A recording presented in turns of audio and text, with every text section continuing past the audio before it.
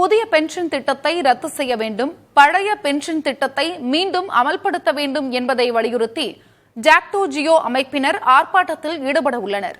இதுகுறித்து ஜாக்டோ ஜியோ மாநில ஒருங்கிணைப்பாளர் வெங்கடேசனுடன் செய்தியாளர் ஸ்டாலின் நடத்திய கலந்துரையாடலை சின்ன பேட்டியில் பார்க்கலாம்.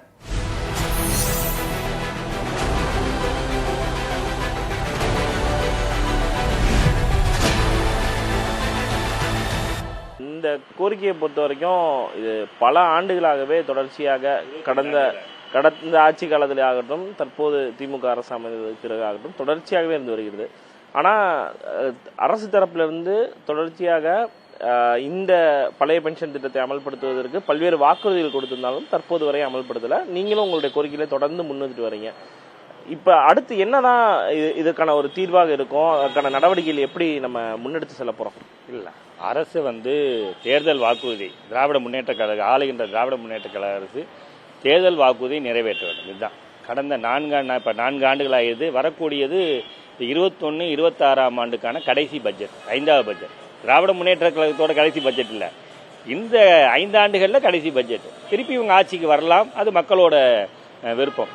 அதில் நாங்கள் உள்ள போற நீங்க 21 சட்டமன்ற தேர்தலின் போது எங்களுக்கு வாக்குறுதி அளித்து நாங்கள் ஆட்சிக்கு வந்தால் பழைய ஓய்வு திட்டத்தை நிறைவேற்றுவோம் அப்படின்னு சொன்னீங்க. அதோடு மட்டுமல்ல, 2017 ஜாக்டோ 2003 போராட்டத்துக்கு பிறகு 2017 தான் மறுபடியும் ஜாக்டோ ஜியோ கூட்டமைப்பை ஏற்படுத்துகிறோம்.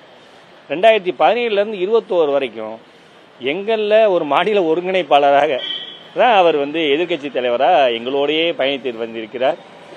அதில் ஒவ்வொரு கூட்டத்திலும் பல்வேறு நீங்கள் இந்த நேரத்தில் போராட வேண்டாம், இந்த அரசு எதையும் நிறைவேற்றாது, நாங்கள் ஆட்சிக்கு வந்தால் அனைத்தையும் நிறைவேற்றுவோம் அப்படின்னு வாக்குறுதி கொடுத்து விட்டு இப்போ வந்தப்புறம் நிதி நிலைமை சரியில்லை, இதே தான் அவர் எடப்பாடின்னு சொன்னார்.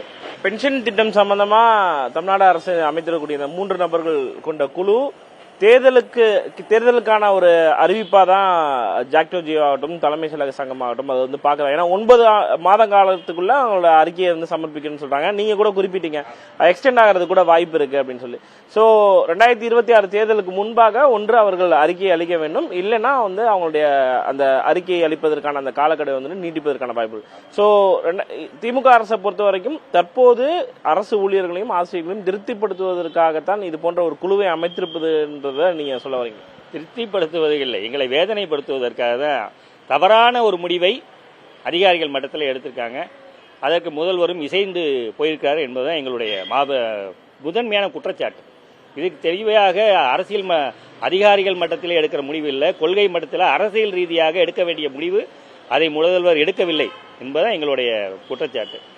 இப்ப தமிழ்நாடு அரசுடைய நிதி நிலையை பொறுத்த வரைக்கும் ஒருவேளை 2026 மீண்டும் திமுக ஆட்சிக்கு வரும் பட்சத்திலும் அல்லது வேறொரு கட்சி ஆட்சிக்கு வரும் பட்சத்திலும் தற்போது இருக்கக்கூடிய நிதி நிலைமையை பொறுத்த வரைக்கும் பழைய பென்ஷன் திட்டத்தை உங்களுடைய நீண்ட கால டிமாண்ட்ஸ் கிட்டத்தட்ட 20 வருடம் அதை நடைமுறைப்படுத்துவது சாத்தியம் நினைக்கிறீங்களா? இன்னைக்கு இருக்கக்கூடிய இந்த பினான்சியல் இஷ்யூஸ் சாத்தியம் தான், அதை எங்களோட அழைத்து பேசணும்.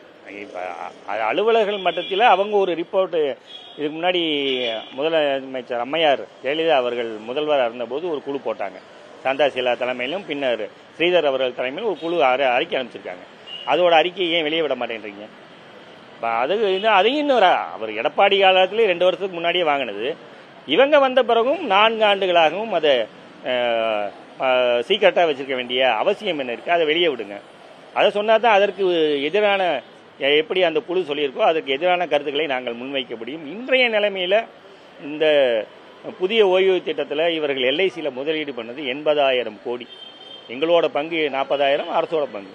இப்போ 80,000 பங்கையே ஒரு சுழல் நிதியாக வைத்துக் கொண்டு செய்யலாம். ஆனால் மனம் இருக்கின்றால் முடியும், கொள்கை முடிவு எடுக்க வேண்டும். கொள்கை முடிவு எடுக்குவதற்கு இவர்கள் தயங்குகிறார்கள்.